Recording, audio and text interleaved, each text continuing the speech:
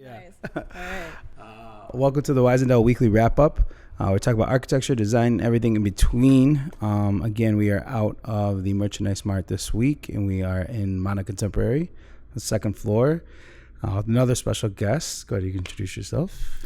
I'm Jamie Hayes, designer of Production Mode, a Nice. women's wear line. We work with many textiles, but we do a lot of artist collaboration. I'm sure we'll get into that. Yeah. And Jamie has been on the podcast once before, so we'll throw a link up to that first conversation we had with yourself and Eve. How is Eve? Have you spoken to her lately? Yeah, she's good. Yeah, she's really good. Nice.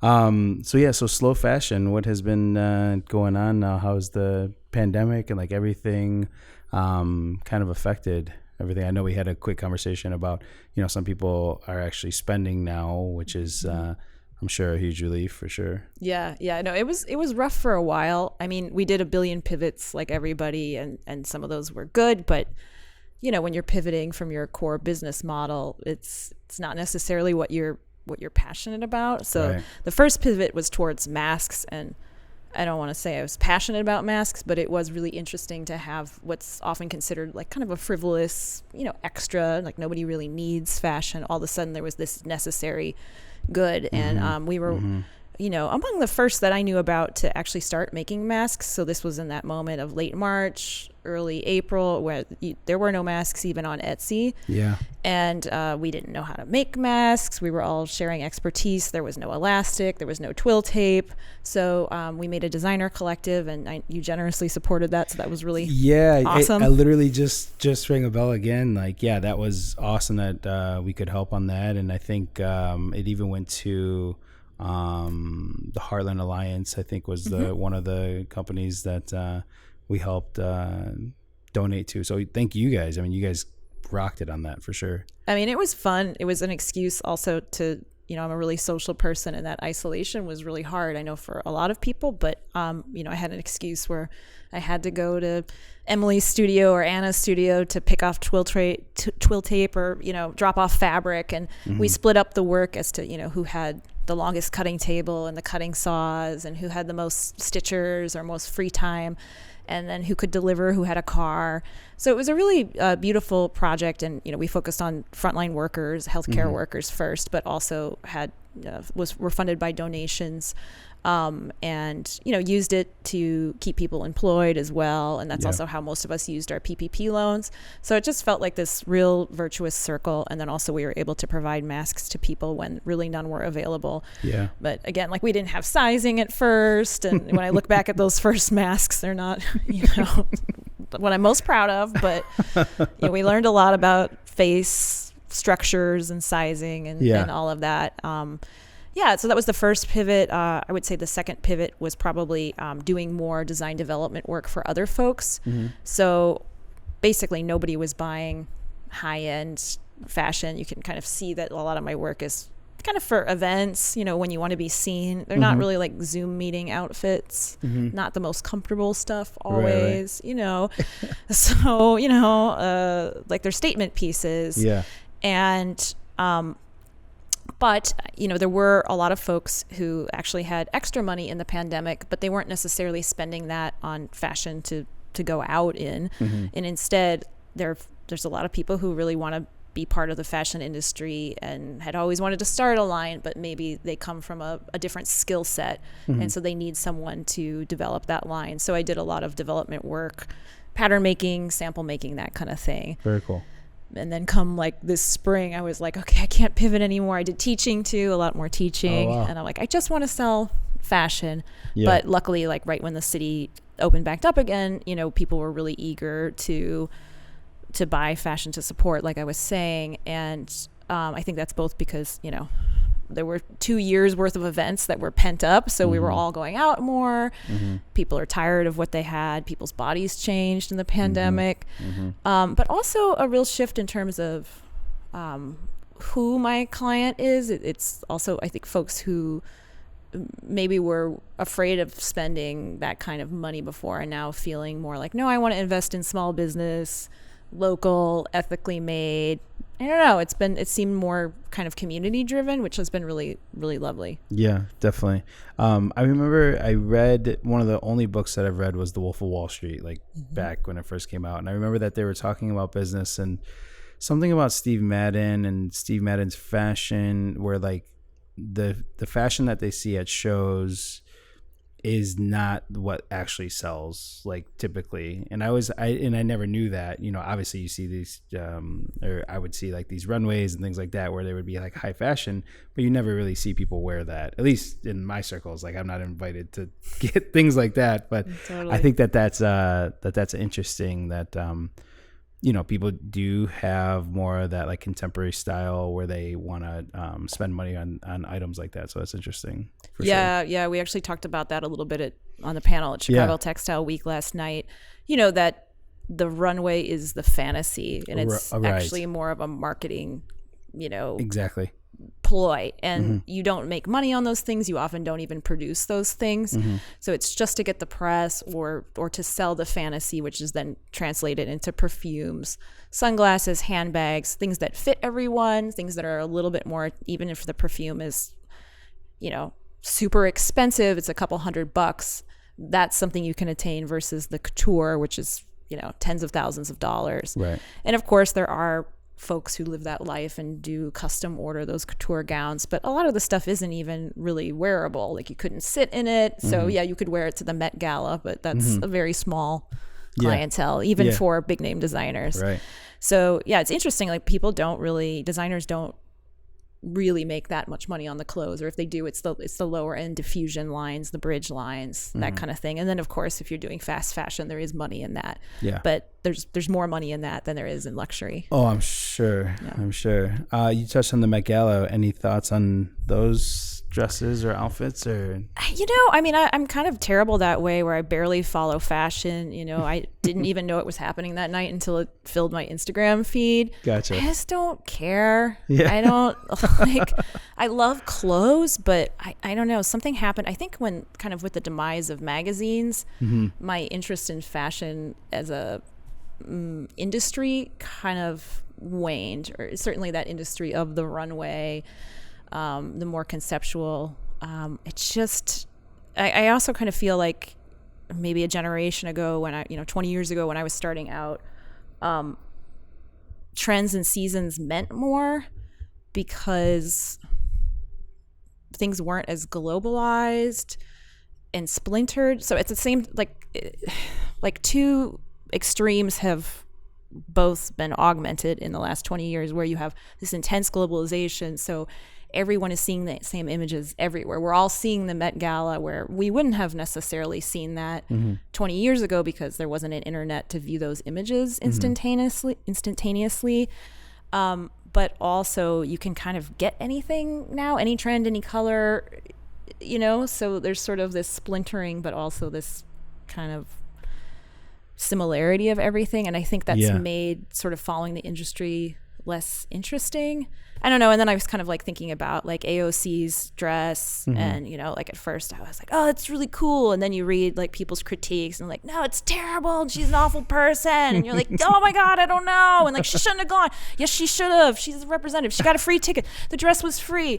You know, it was a designer of color, and you're just kind of like, oh my god, like no one can agree on anything anymore. Everything is terrible or it's amazing. Yeah, and it's just kind of like, ugh. You know? Just like turn it off. Yeah. Yeah, I don't know. Did you see things that you liked? No, I mean, everybody was talking about like the Kim Kardashian where she dressed in all black and stuff with Kanye. And apparently that's been done 1,000 times. Yeah, exactly. So no, I just think it was interesting because you're right. Like 20 years ago, you wouldn't really see into that world, right? Maybe if everybody right 1 month later, a month later, exactly. Maybe 2 months. Yeah. And I do think that it's you're right. I mean, I think the world is getting not well-rounded, just rounded out. Like there's no real, but then, you know, And everyone's trying to shock all the time, Yeah, and then exactly. you just kind of get bored by it. Yeah. Yeah. And people get offended now too, a little bit easier, I think, like super offended. And it's like, yo, like left-wing people mad at AOC. Like that was most of my feed, you know? And it's just like, okay, all right, cool. Yeah. No, I get it. Like, and there are arguments where you're like, yeah, that makes sense. Right, of course. But it's just, yeah. Yeah. A lot of gray. And so how has the music been going? How's the turntablism, if you will? Well, that was the other kind of pivot, you know, where for whatever reason, I actually got more DJing work in the pandemic than I had prior. I have a couple theories about it, but that was, you know, really nice to have an excuse to kind of connect with people in a way that felt fairly safe, you know, of all the people in a bar or restaurant, I was probably the safest with my mask on and distance away, you know, and for a lot of the pandemic that could only happen in quote unquote outdoor spaces, which is, you know, a little ambiguous here in Chicago, but absolutely. You know, there was some airflow, so nice to be able to like provide a vibe and communicate. But of course, you know, I super missed the dance floor, and you couldn't have a sweaty dance floor until like June, and even now, even like, okay, kind of, but it's sort of, you're never quite sure if, again, you're doing the wrong thing or not. And, I don't really see that changing anytime soon. I mean, like a night at Danny's or a night at like, just like where the dance floor's jumping and everybody's sweating, like at East Room, same way, but East Room's closed and Danny's closed actually, so they're both closed. So there's like a kind of a vacuum. There are some new places or old places that are kind of changing into more to fill that void, thank God, because I don't know, I need that in my life. Yeah, I know, that's wild. Did you do any of the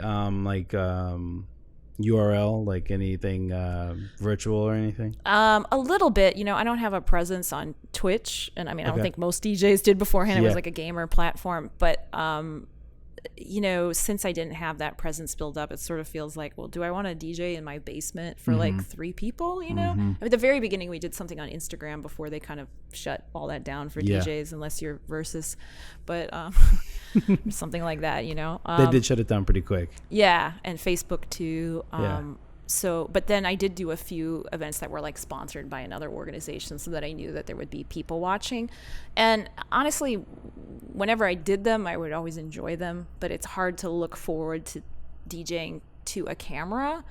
There's that distance between you and the other people. And of course there's that chat function. And then like after the fact, you see that people are, you know, excited and participating and like, I'm dancing in my kitchen, but you can't see them. So I think like for me, the more successful events were when there was some sort of Zoom room where people were dancing alongside the Twitch stream.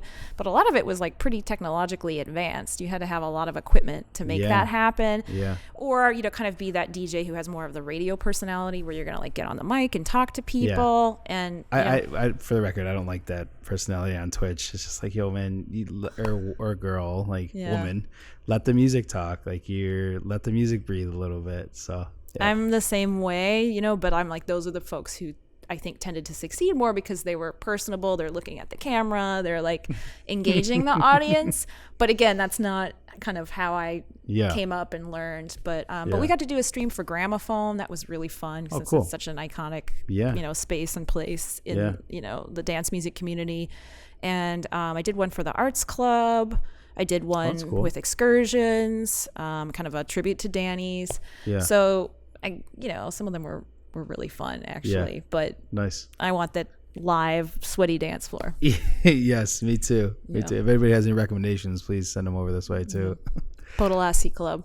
Lassi Club? Podolasi. Oh, Podolasi. I'm not sure if I'm saying it right. Okay. Karina Where's can correct me. Central Park and Diversey. Okay. Yeah. It gets going up there? Yeah, it's like a party room in the back that you can rent out, so it's not a constant thing, but it's really you feel like it's the 90s when you're there. Have you been to 606 Cafe, by the way? No, but people keep telling me to go. Like one time I got invited and I hadn't been vaccinated yet. I was like, I can't do it. You can't take that risk for sure. I was like, that sounds too wild for me. They have a pretty good party and house and more electronic music too. But But back to the textiles. So, any recent trips to New York or finding any new things? Yeah. Nice. Yeah. I got to go twice this summer. So once was in July for Premiere Vision. Okay. Which New York, there's like a satellite version of the show, which is based in Paris and much bigger in Paris. But Gotcha. so of course it was a much smaller version even than normal, because I'm not sure how many of those European and Asian suppliers were able to book trips or would have had to quarantine, like I don't know, but it was a lot smaller. So that was a little bit sad, but I was just so excited to be out of the Midwest and like just there's different types of people in New York, different fashion, like it's a different scene, different energy too, different energy. I got to see some friends I hadn't seen in 2 years.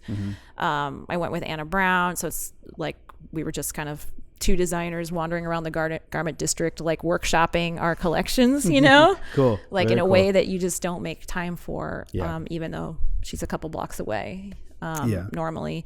And sorry, is that show usually like at somewhere big like the Javits Center, or is it all in like little showrooms, or what type of show is that usually? Yeah, it's moved around. It was at the Piers a couple years ago. Okay. I guess the last time it happened. And then now I can't remember what the venue was, but it was a smaller venue, but still like a trade show kind of space, but not like the Javits, Yeah.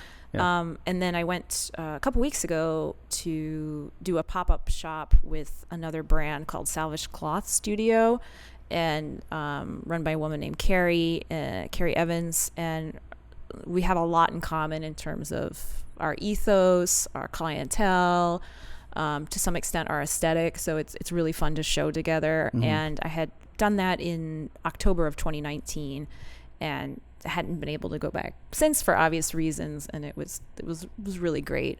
She books the same spot in the East Village, usually once a month.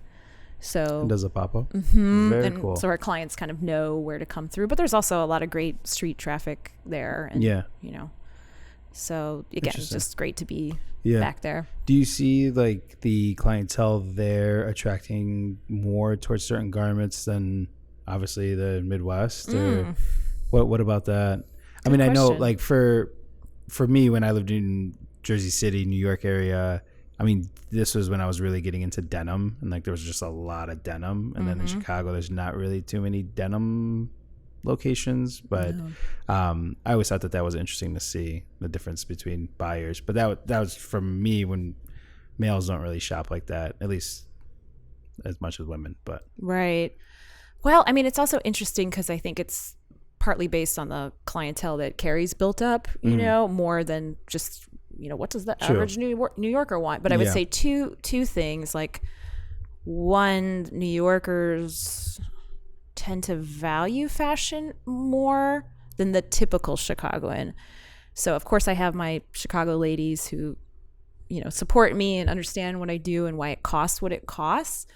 But when I think about, a lot of my friends in New York, work in public health, they work in social work, like jobs where you're not earning a ton.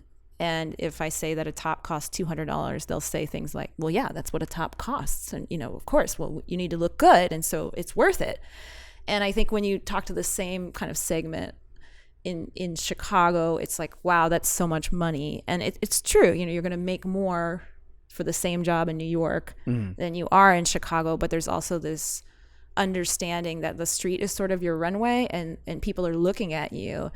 And actually that happened in New York. I was staying with my friends in Crown Heights, and Crown Heights is a neighborhood that there's a lot of really fashionable people.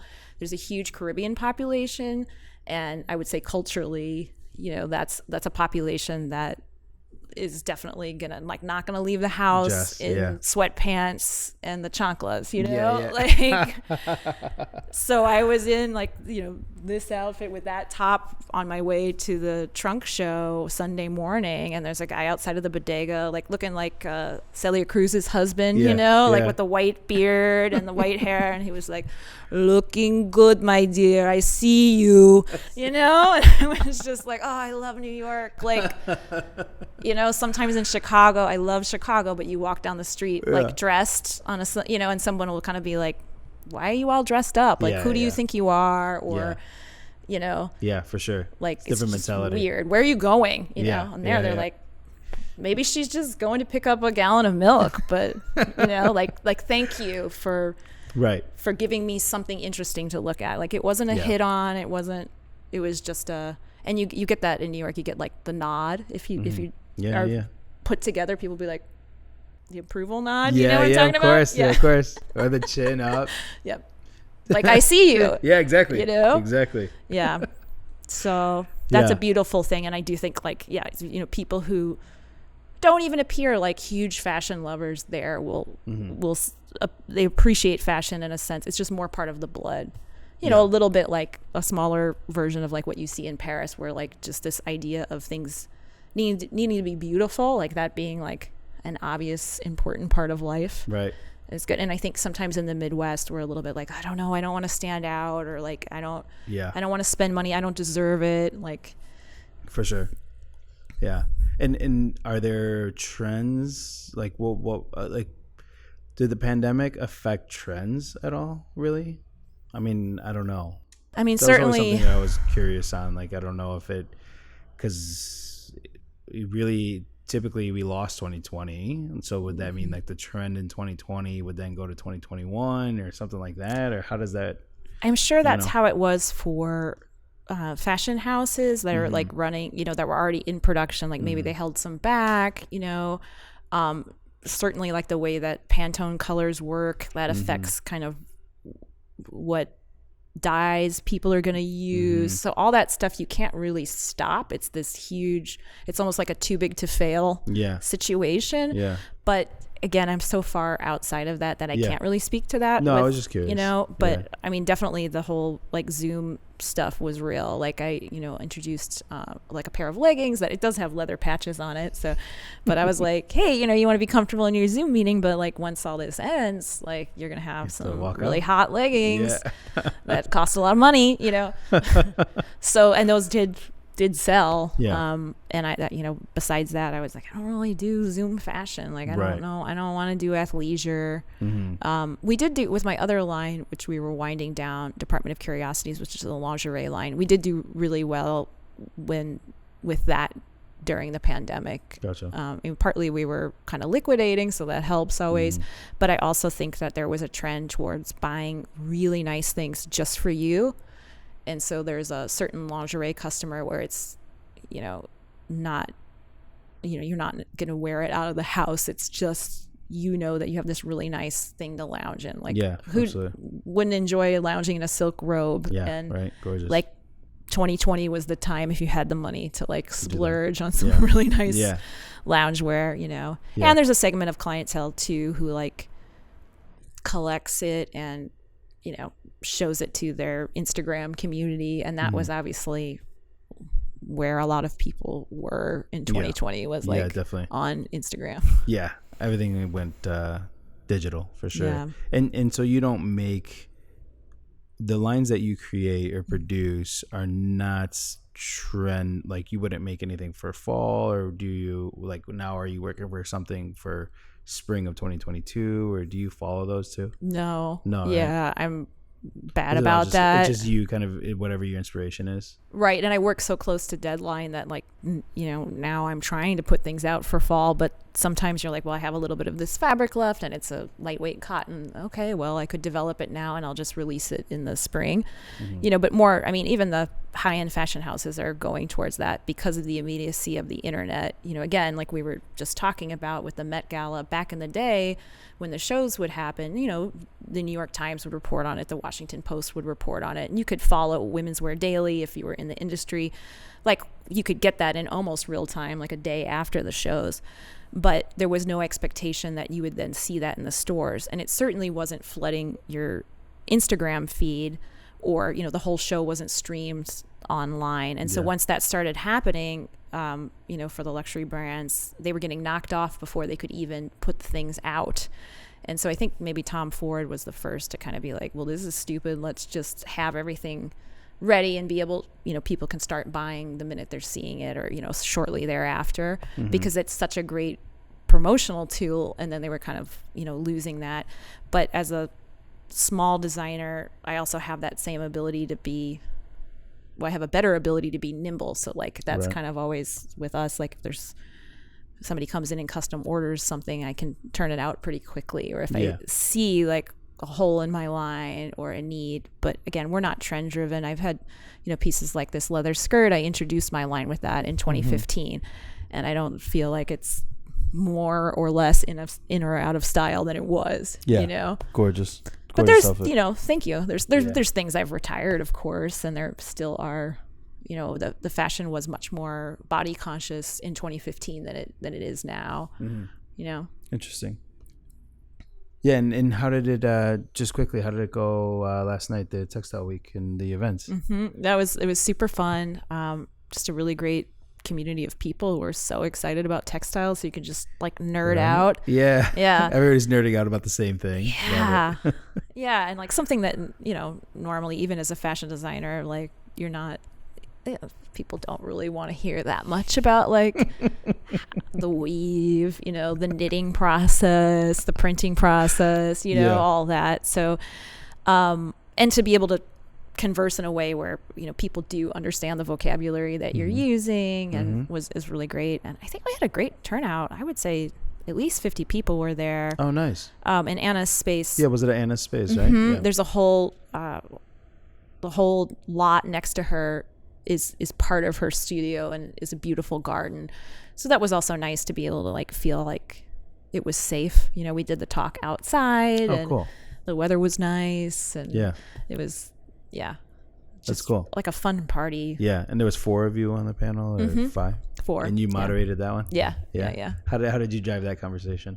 Oh, it was easy. Everybody is pretty talkative and super knowledgeable about what they do, and we're all friends. So, there was like teasing each other, and it was kind of just like we did kind of a dry run of it on Tuesday, and it was a different conversation than what we had then, but pretty much the same, but just with an audience and some good audience participation, which is nice. What we wanted. We didn't want it to be like a stuffy panel. We've all done those before, and definitely.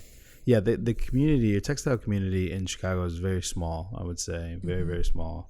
As I was telling Hope, like I didn't really know of such a community before getting involved with Textile Week, and just in general, like I've always known the larger like fabrics or textile houses for like the commercial or architecture interiors. But yeah, it's great to have something like Textile Week that brings everybody together, and everybody can nerd out about the same thing for sure. Totally. And I mean, Chicago does have, it's never been a huge fashion town or textile town to my knowledge. But it is an industrial town, and we do have space in a way that, New York, for example, doesn't, so that's why I can have a 1,000 square foot showroom and studio. Like I wouldn't be able to do that in New York, not even in the Jersey City version of Manna. Like I don't think it would be viable, So there are cool things like the weaving mill here or the passementery mill, like Melissa's studio, like those are all things that I think are part of working in the Midwest, that you can do these cool things. And we see it in furniture and architecture as well with people like Doc 6. Like you couldn't do that in New York. How are you going to build those large scale things? You need space, you need tons of tools. So that's one thing that I think makes Chicago really, really cool. Yeah, definitely. Yeah, and this will probably come out sometime in October, but what do you have up for the rest of the year? Anything interesting going on, or 2022?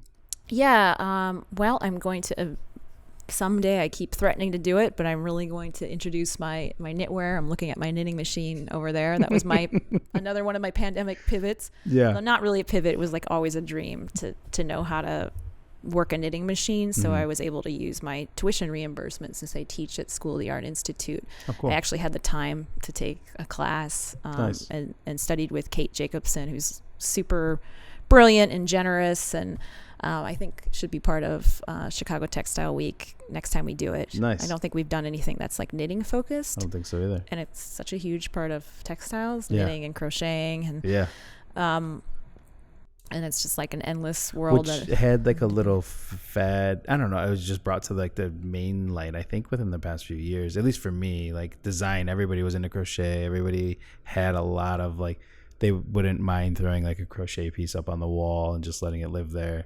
For me, like in my through my lens, I think I just saw it really pop up like in the last few years. Yeah, for sure. With like kind of from the more, artistic standpoint, Yeah. from wall hangings or like, yarn bombing sort of Exactly. stuff.